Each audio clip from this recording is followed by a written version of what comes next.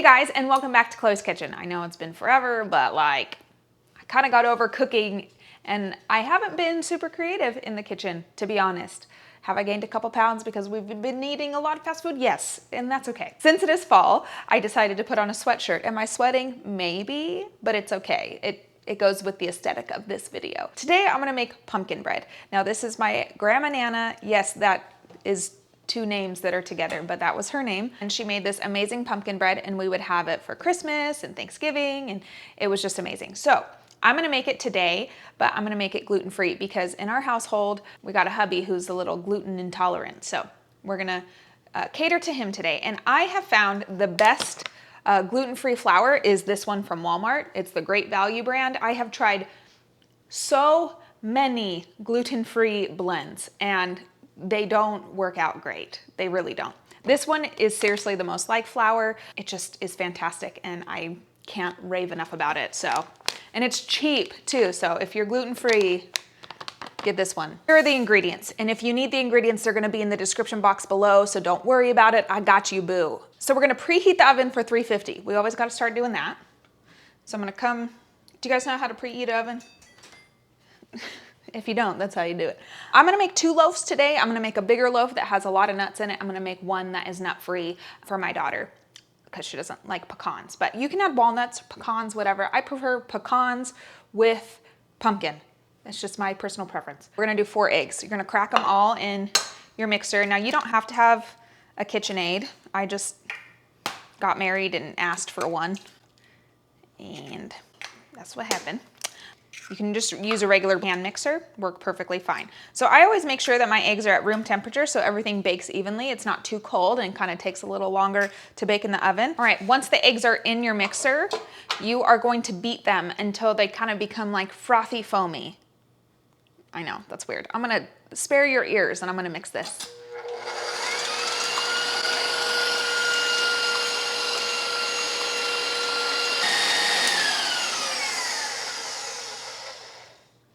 That looks bubbly enough. Okay, now we're gonna add some oil. I like mixing 2 oils. I really like coconut oil in my baking. I actually prefer it, but sometimes I do like mixing a tiny bit of canola oil or vegetable oil just to get it a little more moist. So with carrot cakes and breads and stuff, I like to add a little bit more of this because at room temperature, this is solid. So I'm gonna do a 1/2 cup of coconut oil. I just put this in the microwave just to melt it down. And then we're gonna do the rest regular canola oil.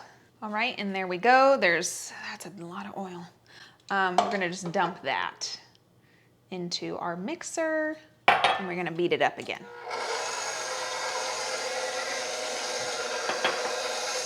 All right, now we are going to add our sugar into the mix.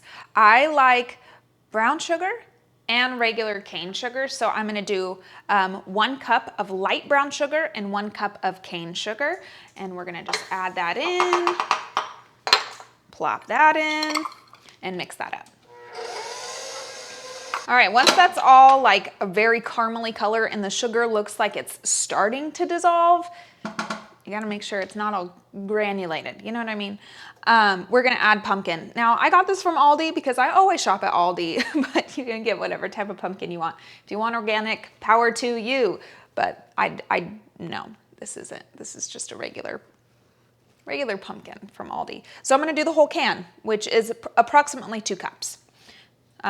So we're just gonna save doing dishes. You know what's sad is like I try to make this presentation look like super nice in here, right? Because I want it to look aesthetically pleasing. I spit everywhere. I normally don't make everything looking like this. This is just, it's for you guys. You're welcome. My life isn't usually this clean. You should see over there, it has like stacked everything just to get it out of frame. Okay, so pumpkin, done. Mix that up. Oh, gotta lift it and then mix it. All right, dry ingredients. Oh, wait, we need vanilla. This is like a Mexican vanilla blend. You can get it at Walmart, maybe. Down here, they don't carry it at our Walmart store, so I have to order it online. But praise God, I get to order it online because this is my favorite vanilla and it's like $1 or something, $1.50 maybe. So I'm gonna add 3 capfuls. 3 teaspoons? 1 tablespoon? I think that's what it is. I don't know, capfuls. Okay, dry ingredients, here we go. Let's talk about pumpkin pie spice. The pumpkin pie spice I'm using today is just from Trader Joe's. There's a bunch of different ones. You can even make your own and do like cloves, ginger, cinnamon, nutmeg. So I'm gonna use 2 tablespoons of this, 2 teaspoons of regular cinnamon, and 1 teaspoon of ginger. So it's pretty much just 3 tablespoons of a spice. You can choose whatever type of, whatever you want for pumpkin pie spice. So that is what I'm doing here. I'm gonna mix it into the flour. This is 2 tablespoons baking powder. Now that drove me nuts when I'm like, you want that much baking powder? But it works, it's just the recipe. And 1 teaspoon of baking soda. And then 1 teaspoon of salt. That's that. Now, if you're fancy, you could take a sifter. I'm not, so we're just gonna fork it. Stop. And this is, I forgot to tell you how much flour is in here. 3 cups of flour in here. Is it all the way blended? No, but that's just what we're doing today. So we're gonna put the mixer on low. That's not low. There we go. And we're just gonna put a little in there at a time. Just like that. Just like so like that. Have you guys ever seen that girl on TikTok? She's awesome. Very peaceful. Sometimes I get impatient and just, you know. Come on. Good enough. All right, now we're gonna take this thing off with this thing and shake it all about. There we go. So I'm gonna take a smaller dish and then a bigger dish. Do I know what size these are? No, but when you put it in the oven, they cook for about 55 minutes to like an hour and 10, just depending on how big you decide to do your pans. So I'm gonna pour this one a little smaller. That's my oven ready, perfect timing. I'm gonna pour this one just a little bit smaller because this one has no nuts. So this is just plain old pumpkin. Plain old pumpkin bread. Okay, now I'm gonna put about 3/4 cup of pecans into this batch. If you were to do a whole thing, I would add 2 cups of pecans, but we're just gonna add 3/4 cups today. All right, and we're gonna add the rest of it in there. Very nice, very nice. This batter, ooh, just got on my counter. This batter is so silky. It's just like ribbons. I love it. I don't know. Whenever you look at a batter, like you know if something's gonna be good or not. I'm a hot mess. Oh gosh. Sorry. That looks so ugly. It's supposed to look good. Don't waste anything. Now, you don't have to do this, but I definitely, oh gosh, this is so messy. I definitely like a crust on my breads. I'm gonna take a little cane sugar and just sprinkle that on the top. There we go. I should really clean this off. Yep. I'm not gonna. Let's put it in the oven. You can put pecans on the top of this too. You know, make it cute.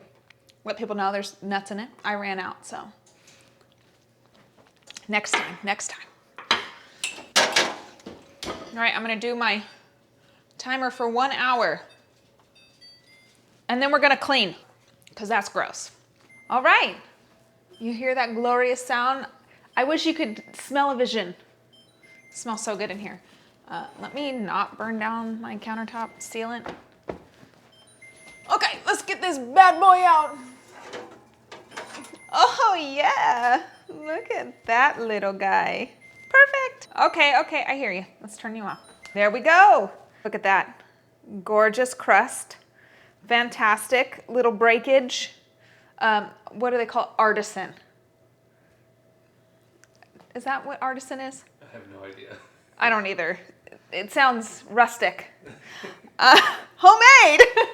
Anyways, so we're gonna let these rest on the countertop until they come to room temperature. I sometimes will sneak a little piece when it's kind of warm and put some butter on it and eat it. And then I'll show you guys what that looks like in a little bit. Take a look at this. Look at that. Take a look at that. Perfect, perfect, perfect.